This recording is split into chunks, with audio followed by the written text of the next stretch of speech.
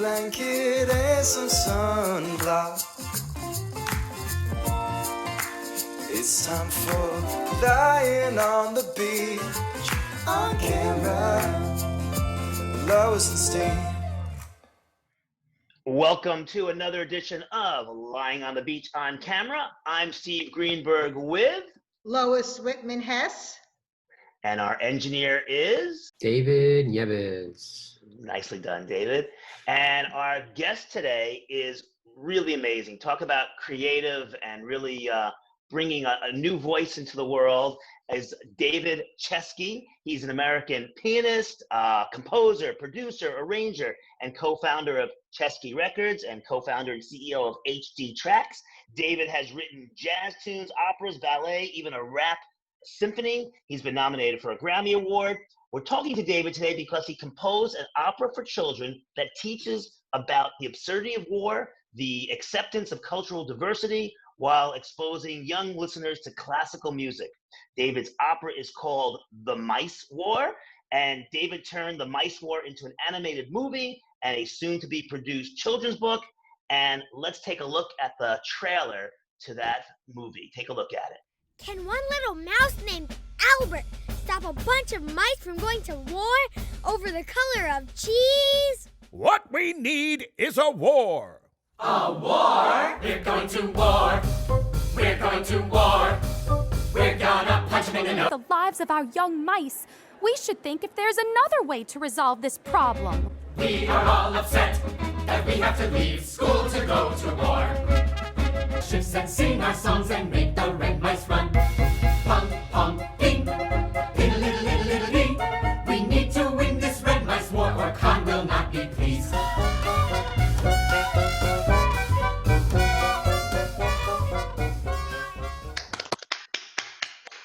Very nice. That was terrific. David, welcome to Lying on the Beach. And I have to ask, what was the inspiration? Why the Mice War? What crossed your mind that you felt you had to produce the music and then this story? Well, this was during the Iraq War, and my kids were little. And I just said to myself, you know, no matter what we've done, we cannot fix this problem with war. And I think it has to start really young. And I wanted to do something for little kids so they can understand in their own mind and hearts the absurdity of war. And perhaps when that generation grows up, we wouldn't have these problems. So that was the catalyst to do this. Just kind of fed up with the whole thing, saying nothing we've done has kind of worked. Let's try something new.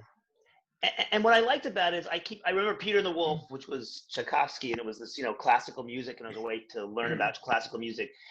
So much stuff that caters to kids is all kind of like that kind of music that's very kid-like music. You have very sophisticated symphonic sounds behind this project. Is that part of the lesson, or is that just what you like to work in, or why that very sophisticated highbrow sound for a children's film and music? Well, you know something, because kids are more open to it probably than adults. Kids have a fertile imagination. They have this whole palette of things in their head, and they're open to it. For them to hear it, it's simple, and they get it, and they like it. And we don't have to really pander and make things really simplistic for kids like that. So when it becomes a book, why are children interested in that particular topic? I know that, we have a very emotional feeling about why this book should be made, but for somebody that is selling it, why should it sell well?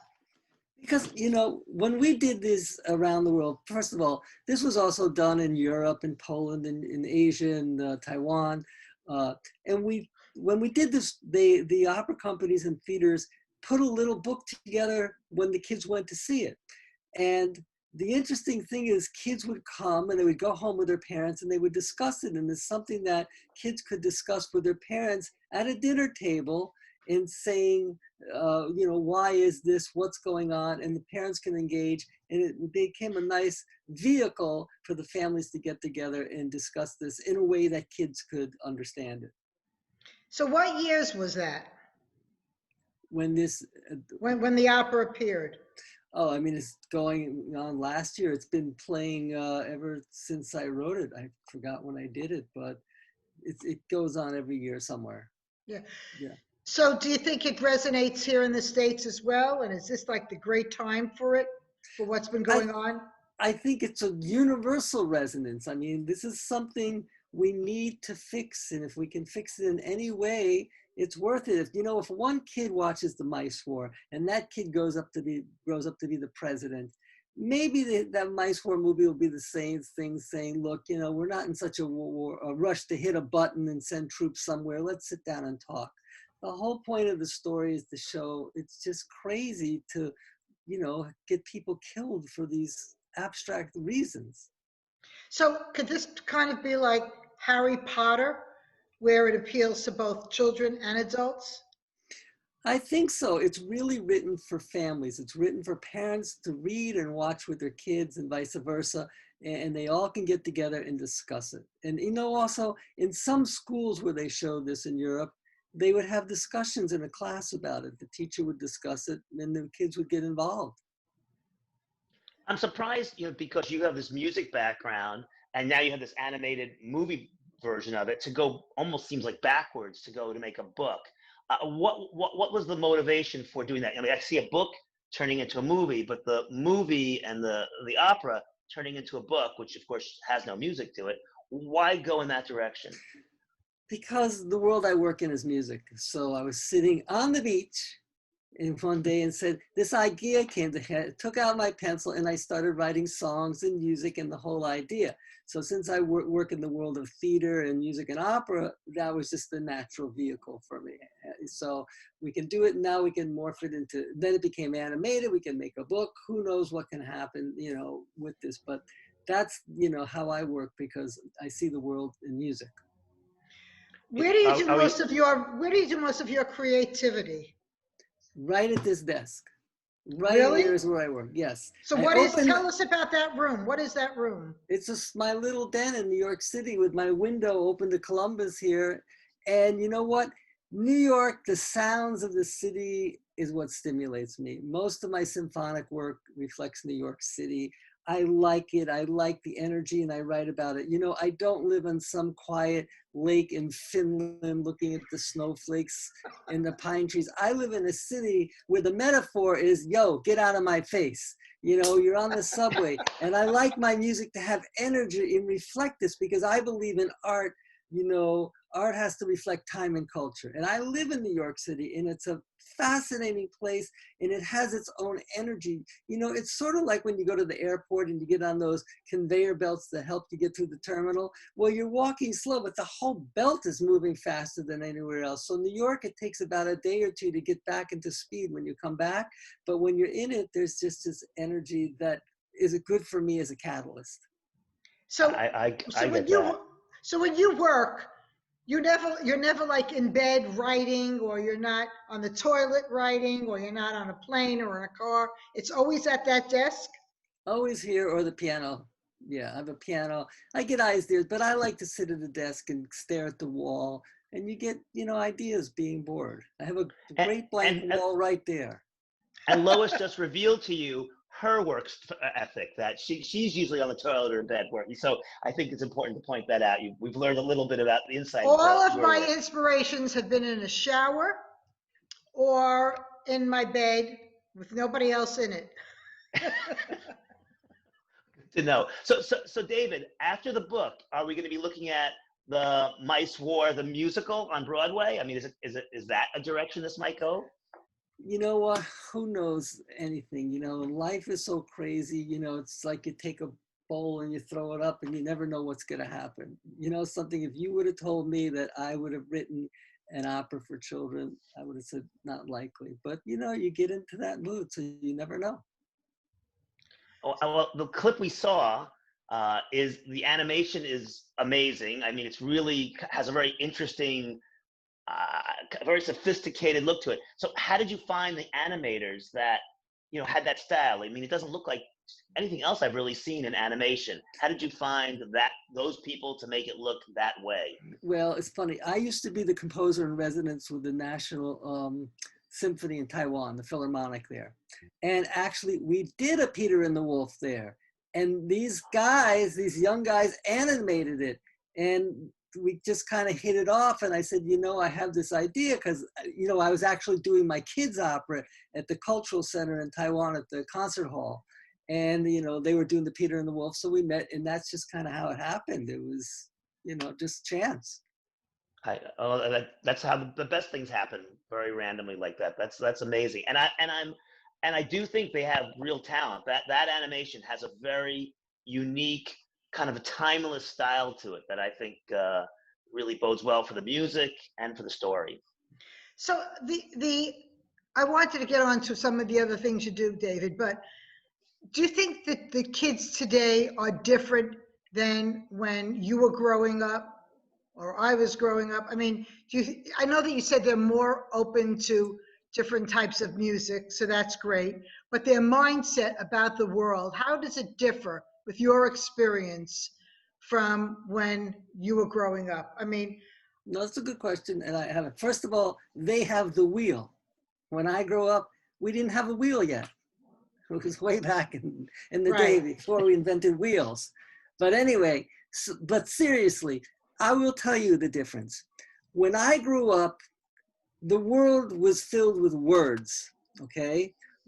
Today, it's an image world. We get everything from a little phone and we look at images all day on a computer screen or a phone. And back when I grew up, we didn't have that. We had a record player. When everybody would sit down and listen to music as a collective, we would read books. I also think, you know, I'm not even going to judge whether it's bad or good. It's just different. It's where society and technology has taken us. It's going to be an interesting time, but yes, most people get their information in tiny visual little bits like that, 5 or 6 second bits. And when we grew up, it wasn't even like that. You know, if you watch a movie today, within 1 minute, you'll see like 30 or 40 edits. You know, when we grew up, you watch a movie, it was like a play. The camera would sit there for a few minutes and it was a different thing, even television. So it is different how young kids consume information. And that is why I wanted to do this as an animated film, because I thought it would reach a wider audience. The idea of the Mice War is to really be the catalyst for some movement for young children, for a peace movement in a better world. So you could reach more in a visual medium. So how do you translate with what you just said to a book where someone's got to sit and, you know, read the pages? Well, in school, people read the pages. There's also nice drawings, the animations, we can pull them out and we have it in a book and kids can read about it. And, you know, it could also be done for different ages. Little kids like 4 or 5 can have less words and so on and so on. But I believe it's the message, it's the most important thing. The message can transcend all mediums, whether it's music, theater, a book, or a movie. The most important thing is to get this message out that it's time to really reconsider how we deal with problems in the world, and we don't need to be in such a rush to get out there to push buttons to start wars. David, if one of our viewers want to see the movie in its full rather than just a little trailer we're providing now, is it available on Netflix or someplace where they can stream it, or not at this point, or how can they see it? Not at this point. We just kind of finished it, and we finished it earlier, but we went and recut it, so it's not out yet. So we're trying to shop it for a deal now. Well, it's not out for public, but it's out for B2B business. Oh yes, I have it. It's a done animation. I didn't show it to anyone. Yeah, but it's finished, but we haven't put it out yet, you know, to the public. How long does it run when it's the total opera? How long is it? Well, as an opera piece, it runs about 1 hour 15. I think the movie's 1 hour and a half, 1 hour 35. But that depends on the local people. Directors in opera, once they get an opera, they decide what's going to happen. I have really no say. They go, they get it, and they say, you know, we're going to make this longer. We're going to cut a song here. That's the way they do it. And this exists not only in kids' opera, it exists at La Scala and the Met. Directors take, you know, Mozart and things like that and do whatever they want. Well, so let's get them for that. Yes. So David, part of this interview, I wanted to show a clip, and our David, the engineer, will put it in, of what you put on Facebook all the time. I'm bored out of my mind, and David does a performance. And Steve, you've seen it. Yeah, it's amazing, and I think we have the clip right now. So let's watch a little bit of David bored and playing the piano. Roll it, David.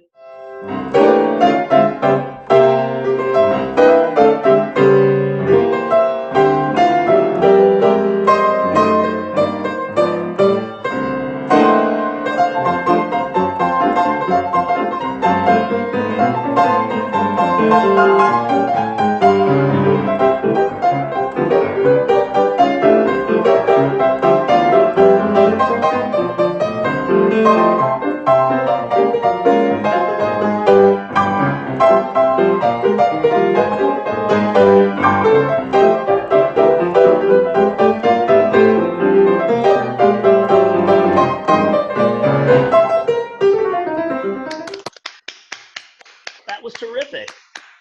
Lois, what were you going to ask? I wanted to ask David what made him do it, because we weren't that close at the time, and I would watch him do this, and I'm like, my imagination went wild. Just the way I think the mice war is going to bring up a lot of things that people think about and they don't necessarily talk about, on an everyday basis. But his concerts that he did on Facebook, I don't know what you call them. I'm not a music person, so David, you'll say in a minute. But what made you do it, and what do you call these things? Because they were mesmerizing during a pandemic to see him take a tune and reimagine it in a way that just spoke volumes to everyone that was watching. Well, my background is also a jazz pianist. And, when you're bored, boredom is a catalyst for creativity. So I'm sitting there, I have nothing to do. And I started off doing like a silly song. I said, let me take, Three Blind Mice or something like, or Row, Row, Row Your Boat, and make it crazy. And I take it and make symphonic variations. I make it atonal. I do it in the style of Stravinsky. I could do it in Bach. I do all these crazy things where I take Bach and I do it in the style of Brazilian. But it's just to have a good time. Everybody's sitting here. I live across the street from the Met. Nobody's working. And, we just got to keep busy and adapt. So that's my little stage now. I mean, I used to play with my jazz group down the street at Jazz in Lincoln Center, but now it's in my living room in my, shorts and t-shirts and just in my house like everybody else. So how many live concerts do you do a year? Oh, as a pianist, not so many, a few. In cabaret acts or? No, I have a jazz group, Jazz in the New Harmonic, which is a very avant-garde jazz group. We play here and there, but my main thing is writing symphonic works, operas, and things like that. I mean, you know what? It's like Baskin and Robbins. It's all flavors. If I do the same thing, I'm bored. I can't eat vanilla and chocolate. I need blueberry, banana, and peach ice cream. I like to play with my jazz group. I have my ballets now on the web. I have these ballets called the Braille Dancers. It was supposed to be in the theater, but we didn't. So you know what? I picked up the phone and we called dancers all around the world, in Rio, Sao Paulo, San Juan, New York. We're going to do one in a week or two in Venice, Italy, to dance on the street to them. And it's kind of cool because I think it's even better than being in a theater because, you're looking at a dancer on the beach of Rio de Janeiro or Sao Paulo. It's really cool. And if it wasn't for COVID, in a million years, I wouldn't think of this. I would just say, okay, call up a ballet company, put it on a stage, and you're in a box. But now the box is expanded for miles and miles. And in 2 weeks, we'll be in the Piazza San Marco in Venice, Italy. They'll do a thing there. So this box has just opened up because of boredom and COVID. And you know what? As Darwin says, it's not the smartest or strongest that survive, those that can adapt. And in the arts, we just have to adapt as well.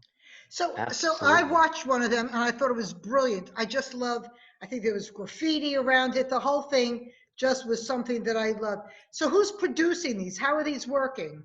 Well, my wife is a Brazilian dancer. She is but now she's a circus wrangler with our kids, trying to keep them under control. Yeah. So she knows all these people in the dance world, friends of hers in these ballet companies, and we just reach out. And we have some really nice ones, Sao Paulo Ballet, American Ballet Theater. So dancers. So she puts it together, she gets it to them, and then sometimes she edits it. But this is her pet project as well. You know. So it's you kind of actually collaboration. give the work to the actors and actresses. You're not there directing, and they just develop it themselves. Well, what we do is we talk to them and say, this is what we want. We pick a piece of music, you know, one of the dances. And this album it's a very Latin album because I wanted to create, you know, in classical music, most of the time, the meter is very strict. It's a European form, bum, bum, bum, bum, bum, da, da, da, da, da. But I live in New York where the rhythms, when you walk down the street, is da, da, da, ba, da, ba, da. You know, it's Latin, it's rap, it's all this kind of funk, everything. I wanted to take this language and put it into a symphonic form. So these are Latin American orchestral dances. So we discuss it with the dancers, what they want to do. We tell them, we find a place on Google Maps saying, wow, this is a really cool location. The cool thing now is you can go on anywhere, you look around the city and say, I like that location. And we say, go there, this is what we want you to do. We give them directions. Obviously we can't go. And they are only allowed to have one camera person, and they go and do it. And these are pretty much all solos. And the ones that are duos, the people are partners married. So you can do that. Is there any way to make money on this? I didn't even think of that, but maybe there is. But we just did it to keep dancers going in ballet and keep it going, whatever we can. They really are amazing. So we could find them on YouTube, right? They're on YouTube on my page, the Braille Dancers, and they're dedicated to the El Sistema in Venezuela, you know, where they have their problems, you know, no matter what the problems they had in Venezuela, political, it's collapsing, they still managed to educate young kids and teach them about classical music and jazz and instill a love for music, which is a pretty amazing thing. It just shows if there's a will, you can find a way to do things. You are so right. And I think the Mice War is going to be a huge success. And I think, Steve, that's a wrap because I'm watching the time clock. Absolutely. And we only have a few more minutes. Absolutely. And I guess when we do know where there's a place where the Mice War is streaming, Lois and I will bring it to you, or we'll have you back on, David, to talk about that. Hopefully it'll be on Netflix or Hulu or one of those big platforms. And again, thank you very much for joining us. This has been amazing. It's so great to be having a podcast with such an artist. I mean, I have Lois and David. They're artists too, but it's not the same. I don't know. So again, thank you very much. And so I'm Steve Greenberg. I'm here with Lois Whitman-Hess. And of course, our engineer, David Nieves. And David Chesky. Thank you very much. And we have all been Lying on the Beach on Camera. Take care. Bye-bye.